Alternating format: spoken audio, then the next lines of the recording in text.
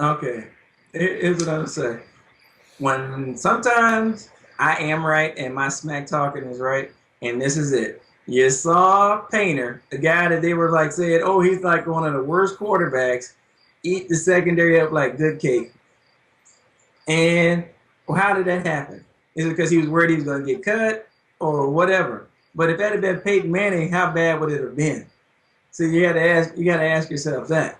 I mean, when I see the defense, and it wasn't the second teamers in there. That was the first teamers that they did all the scoring on.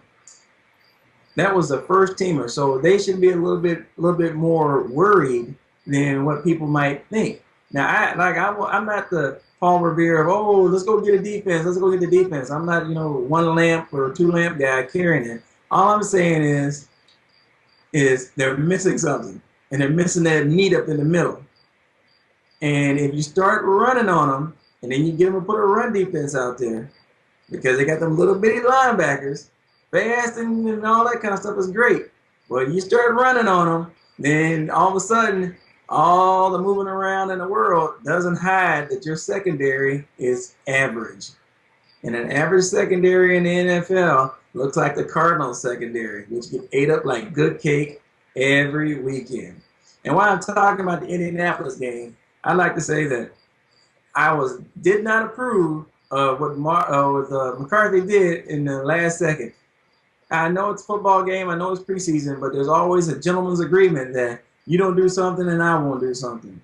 Well, in a minute left, I don't know if Caldwell was just that dumb or just didn't expect McCarthy to be that slick. But he ran an onside kick, and you don't see onside kicks ran in preseason, do you? I mean, that's a slap in the face. I mean, if I was a coach and I played them again, I would throw everything in the kitchen sink at him, because on a preseason game, you run an onside kick.